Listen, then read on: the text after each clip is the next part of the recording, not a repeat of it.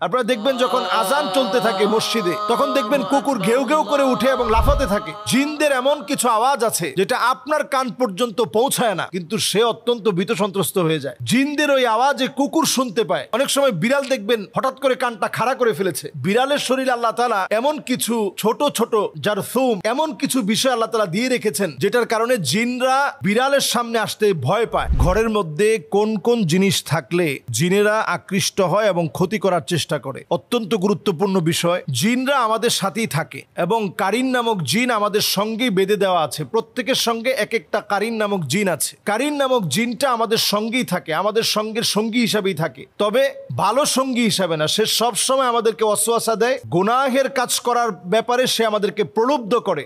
এবার আসুন, ঘরের মধ্যে কোন কোন জায়গায় কোন কোন বিষয়ের কারণে জিন আসে। যেমন ধরুন, আমাদের ঘরের মধ্যে আমরা অনেক সময় জুনজুনি রাখি এবং পর্দাগুলোর ভিতরে এখন স্টাইলিস্ট যে পর্দাগুলো রয়েছে, ওই পর্দাগুলোর ভিতরে আপনি দেখবেন যে জুনজুনি বাজতে থাকে। এগুলো আমরা এখন প্রত্যেকের ঘরে এখন ফ্যাশনেবল এই পর্দাগুলো ব্যবহার করি এবং সেখানে জুনজুনি বাজতে থাকে।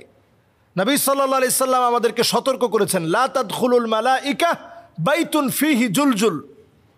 এই যে জুনজুনি অথবা নূপুরের যে আওয়াজ, ছোট ছোট বাচ্চারা নূপুর পরে, পায়ের মধ্যে নূপুরের ঝুনঝুন ঝুনঝুন করে আওয়াজ হয়, এটার কারণে জিনের আকৃষ্ট হয়। আপনি চিন্তাও করতে পারবেন না, খুবই সিম্পল সাধারণ বিষয়, কিন্তু জিনেরা এতে করে আকৃষ্ট হয়, রহমতের ফেরেশতারা চলে যায়। এরপরে আপনার ঘরে অনেক সময় আমরা দেখা যায় ছোট ছোট বাচ্চাদেরকে পেশাব করিয়ে একটা কমোডের মধ্যে পেশাবটা জমিয়ে রাখি, অথবা হাই কমোডে পেশাব করে ফ্লাশ করি না।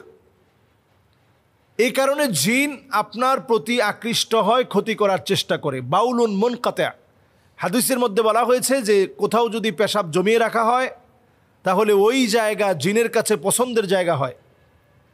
তাহলে এই জায়গায় পরিষ্কার পরিচ্ছন্নতাকে নিশ্চিত করা।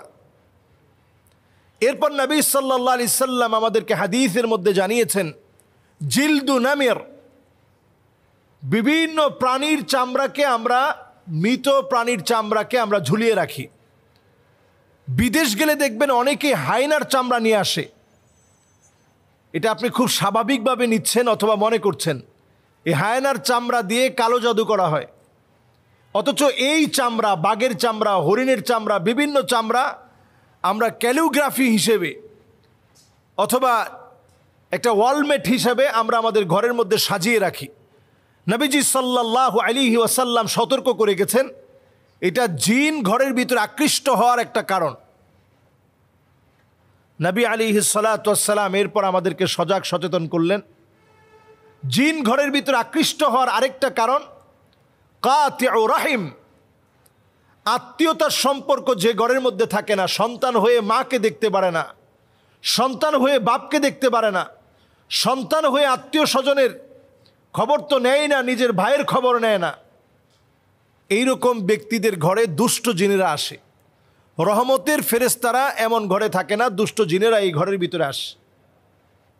এরপর নবী সাল্লাল্লাহু আলাইহি সাল্লামের হাদিস থেকে বোঝা যায় যে ঘরের ভিতরে পুতুল থাকে, তাসাউর, বিভিন্ন রকম মূর্তি থাকে, বিভিন্ন রকমের ছবি থাকে, এই ঘরগুলোর ভিতরে রহমতের ফেরেশতারা আসে না। এরপর হাদিস থেকে বোঝা যায় নবীজি সাল্লাল্লাহু আলাইহি সাল্লাম আমাদেরকে জানিয়ে গিয়েছেন, যেই ঘরের ভিতরে কোরআন তেলাওয়াত থাকে না, ওই ঘরের ভিতরে রহমত থাকে না।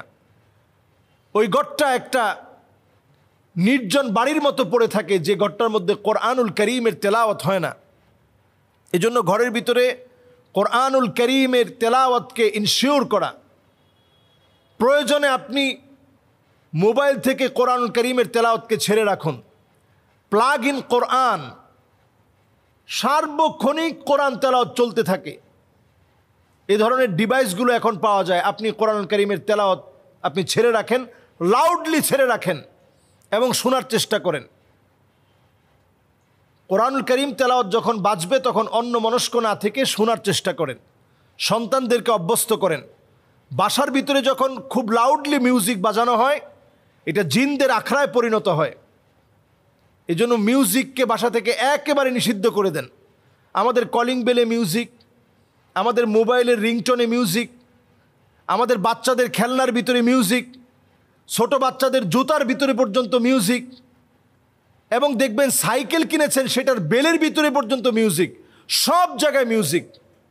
এই মিউজিক জিনদেরকে ডেকে আনে। আল্লাহ রাব্বুল আলামিন কানের একটা পাওয়ার দিয়েছেন। কুকুর কিন্তু আমার মতো শুনে না, বরং ছোট্ট মৃদু একটা আওয়াজ আছে যেটা কুকুরকে ভীত সন্ত্রস্ত করে ফেলে। আপনি অনেক সময় এই আওয়াজটা কানের মধ্যে শুনতেই পাবেন না, কিন্তু জিনদের ওই আওয়াজের কারণে কুকুর ভীত সন্ত্রস্ত হয়ে দৌড়াতে থাকে। আপনারা দেখবেন যখন আজান চলতে থাকে মসজিদে, তখন দেখবেন কুকুর ঘেউ ঘেউ করে উঠে এবং লাফাতে থাকে। তখন জিনেরা কুকুরের মুখ দিয়ে প্রবেশ করে পিছনের পথ দিয়ে বের হওয়ার কারণে প্রচণ্ড ভীত সন্ত্রস্ত হয়ে কুকুর লাফাতে থাকে।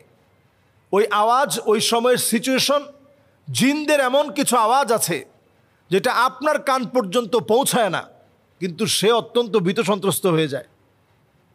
জিনদের ওই আওয়াজে কুকুর শুনতে পায়। অনেক সময় বিড়াল দেখবেন হঠাৎ করে কানটা খাড়া করে ফেলেছে। বিড়ালের শরীরে আল্লাহ তাআলা এমন কিছু ছোট ছোট জারথুম, এমন কিছু বিষয় আল্লাহ তাআলা দিয়ে রেখেছেন যেটার কারণে জিনরা বিড়ালের সামনে আসতে ভয় পায়। ছোট ছোট পাখি আমরা লালন পালন করি, কাকাতুয়া, লাভবার্ড, টিয়া পাখি, কবুতর, ময়না, এ জাতীয় অনেক পাখি আমরা এখন লালন পালন করি। কিছু প্রকারের পাখি আছে যেগুলোকে জিন প্রচণ্ড ভয় পায়। এদের দিকে আকৃষ্ট হয়ে আসতে নিয়ে ভয়ে ভীত সন্ত্রস্ত হয়ে জিন চলে যায়। কিছু পাখি ঘরের মধ্যে বরকত নিয়ে আসে। এজন্য পাখিগুলোকে যদি আমরা লালন পালন করতে চাই, তাদের হক ঠিক রেখে, খাবার দাবার ঠিক রেখে লালন পালন করতে হবে। ঘরগুলোকে প্রতিনিয়ত কোরআনুল কারীমের তেলাওয়াত ছেড়ে দিয়ে বরকতে পূর্ণ করতে হবে। কুকুর থাকলে ঘর থেকে বের করে দিতে হবে। যদি ঘরের ভিতরে বড় বড় পুতুল থাকে, এগুলোকে সরিয়ে ফেলতে হবে। আত্মীয়তার সম্পর্ক না থাকলে বৃদ্ধি করা লাগবে। যত রকমের মিউজিক, জুনজুনি সহ যা আছে, এগুলো ঘর থেকে সরাতে হবে। আল্লাহ রাব্বুল আলামিন আমাদেরকে বোঝার তৌফিক দান করুক। আসসালামু আলাইকুম ওয়া রাহমাতুল্লাহ।